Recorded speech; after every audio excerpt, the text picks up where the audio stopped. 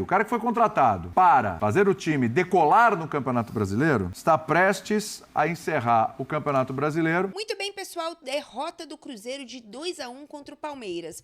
O time cruzeirense, que não consegue se acertar com a forma de jogo de Fernando Diniz, mantém uma fase entre empates e derrotas sem nenhuma vitória. O Cruzeiro precisa vencer o próximo duelo contra o Juventude e contar ao menos com o empate do Bahia para continuar a sonhar com a vaga na Libertadores.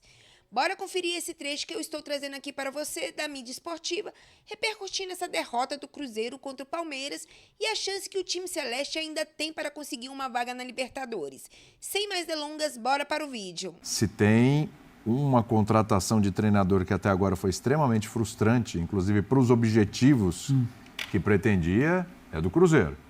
O Diniz falou ali na coletiva, vamos pôr um trechinho do Diniz, a gente volta para falar um pouquinho sobre ele, porque o Cruzeiro está deixando escapar a vaguinha na Libertadores. Vamos lá. Eu tenho uma responsabilidade grande, que eu sou treinador do time. E eu vou falar da minha responsabilidade, da falta, principalmente da falta de vitórias. Na maioria dos jogos o time jogou, mereceu até o resultado de vitória. Não foi o caso de hoje, eu acho que hoje a gente fez um primeiro tempo, já emendando na sua primeira pergunta, primeiro tempo abaixo. Então não dá para falar de queda física num jogo desse, porque se fosse falar de queda física, tinha que falar de queda física mais no primeiro tempo que no segundo, que foi um time mais moroso, como foi no primeiro tempo, lá diante do Red Bull. Então a gente teve um momento muito bom quando a gente voltou do segundo tempo, com a marcação mais agressiva, recuperando mais bola no campo de ataque, sendo mais agudo, tendo mais posse também, mais verticalidade. A gente fez o gol e depois de uns 5 minutos que a gente fez o gol, a gente foi para trás sem necessidade e acabamos tomando um gol, um arremesso lateral nosso no campo de defesa, tomamos um gol de transição de arremesso lateral. E depois tomamos o segundo gol de uma falta que o Daronco deu sem critério nenhum, porque deu um monte de falta, mas várias faltas como aquela ele não deu. Um pouquinho antes ele deixou de dar uma falta no Vitinho, que foi mais falta do que aquela. E o Estevão teve a felicidade de fazer uma bela cobrança. Diniz, queria saber de você, o que você pode dizer para o torcedor? Muito bem. A situação é a seguinte, temos aí a tabelinha, classificação, vamos dar uma olhada? Telinha com a classificação só para entender a situação do Cruzeiro. O Cruzeiro está em 9º lugar, nesse momento ele está fora da Libertadores. Ele vai brigar ali com o Bahia, porque o Corinthians e o Cruzeiro não pega mais. Então é o seguinte, faltando uma rodada, ele tem que passar o Bahia. Como a gente falou aqui no começo do programa, o Bahia joga em casa contra o rebaixadíssimo Atlético Goianiense, certo? Então o Bahia só depende dele, Bahia vencendo o jogo, está resolvida a parada. Tá, muito bem. Quem o Cruzeiro pega na última rodada? Juventude fora. Juventude fora. Juventude hoje se salvou do rebaixamento com a vitória sobre o São Paulo. Ganhou de São Paulo. Ganhou de São Paulo. Aí vai pegar o Juventude fora. Então, A Juventude tem a 11ª campanha em casa e o Cruzeiro, fora de casa, tem campanha de time rebaixado. bom ponto. E aí é o seguinte, por que o Seabra saiu e o Diniz chegou? Bom, a versão oficial é: o Cruzeiro estava indo bem na Sul-Americana, o Seabra, inclusive, tinha classificado a equipe, o jogo contra o Libertad, né? Já tinha vencido fora de casa, já tinha encaminhado a classificação para a semifinal, e a preocupação estava com a queda de rendimento no Campeonato Brasileiro. Ah, mas olha só, o Campeonato Brasileiro não está bem. Ah, mas está classificado na Sul. Mas está mal aqui no Brasileiro, está caindo, já estão alguns jogos sem vencer e tal, precisamos mudar. Bom, isso já fazia parte, claramente, de um movimento do pessoal lá que já não queria mais o Seabra. Né? Desde o começo, teve aquele áudio vazado e tal, aquela história. Desde sempre. Né? Desde sempre. Aí o Diniz chegou, ainda classificou a equipe lá para a final, fez um primeiro tempo inadmissível contra o Racing. O primeiro tempo contra o Racing foi uma coisa assim inadmissível, foi vergonhoso. O time entrar numa final e jogar aquele primeiro tempo, olha, é difícil de ver, é duro de assistir. Parecido com o de hoje. Uma coisa horrorosa. Aí eu quero chegar aí. E no Campeonato Brasileiro, ele tem uma vitória na Sul-Americana contra o Lanús. E no Campeonato Brasileiro, ele tem uma vitória contra o Criciúma. Então, o cara que foi contratado, e aí a gente vai analisar aqui, o cara que foi contratado para fazer o time decolar no Campeonato Brasileiro, está prestes a encerrar o Campeonato Brasileiro, não só ele, todos, é o Cruzeiro, fora da zona de classificação para a Libertadores da América, que era um objetivo bem palpável, né? Já que por isso foi trocado o treinador e são 8 vagas. Então, o que dizer dessa opção e do trabalho do Diniz até agora? Veja que foi um erro no comando. Que o trabalho não é bom, não funcionou ainda, não é bom. Então quer dizer que o Diniz não é um bom treinador? O cara ganhou Libertadores da América. O ano dele é bem ruim, hein? O ano dele não foi legal. O ano as coisas não funcionaram. No Fluminense, e o Fluminense continuou com um ano ruim sem ele, né? Então não é só culpa dele. Sim. Ali o Fluminense é uma outra discussão. Aliás, mesmo na seleção. O Fluminense, a gente já abordava o Fluminense mesmo no momento de vitória, que era apostar numa média de idade tão alta que ele conseguiu ganhar Libertadores assim. Ele ganhou no braço. Passou pelo Diniz. E com o Douglas Luiz, Renato Augusto dobrou a aposta esse ano. E ele dobrou a aposta. Passou pelo Diniz. Aí, muito. A coisa é a crença de que vai funcionar sempre.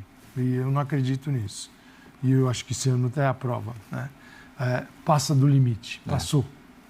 E aí ele vai para o Cruzeiro, quer dizer, um treinador que conquistou a Libertadores da América. Quando assume o novo grupo, pega do Ronaldo Cruzeiro, o sonho é grande. Vamos contratar o Dudu, vamos pegar esse, aquele, vai para o mercado, contrata. Cara, na hora que você está trazendo jogador, você olha e fala, eu preciso de um treinador aqui, de um nomão aqui para conduzir isso aqui. Eu acho que eles erraram nisso e era algo que a gente conversava aqui na época. E depois é mais fácil, né? Que é, a troca é perigosa. E não que estivesse uma catástrofe. Estava indo. O trabalho do Seabra, o Seabra fez o trabalho mais importante, que foi antes das contratações, antes do dinheiro chegar, ele conseguiu preparar o Cruzeiro para receber os novos nomes. Só que ele, por uma questão óbvia de lógica do futebol e do vestiário, ele não podia simplesmente arrancar do time aqueles jogadores que conduziram o Cruzeiro a uma boa posição na tabela só porque novos nomes chegaram. Sim. Essa transição, como ele conseguiu o resultado, ela tinha que ser feita diferente. E não só sai essa galera e entra essa nova aqui. Aí os caras resolveram mudar. E teve o áudio, né? O áudio do presidente. Isso, aquele né? áudio. Você soma o áudio com a decisão, Calçade. Para mim, o resumo só assinando embaixo tudo que o Calçade disse, a direção do Cruzeiro merece. A torcida não, coitada. A torcida não tem nada a ver com isso. Mas assim, quem paga o pato. A direção do Cruzeiro merece que o time fique fora da Libertadores. Merece esse final de ano melancólico. Porque foi inacreditável a maneira como as decisões são tomadas, as motivações pelas quais as decisões... Só para falar do Cruzeiro. O Cruzeiro está assim, na fronteira de uma SAF maravilhosa para uma SAF com problemas. A SAF maravilhosa é o seguinte, é o lado bom da coisa. Tem um dono que não precisa ficar mais rico com o Cruzeiro. Ele já é rico. Podre de rico. Então ele não precisa ficar mais rico.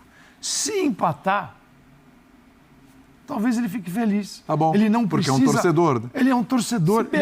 Ele não precisa pouco e ganhar muito no campo, ele já está feliz. Ele não precisa retirar, falar assim, esse aqui é meu lucro.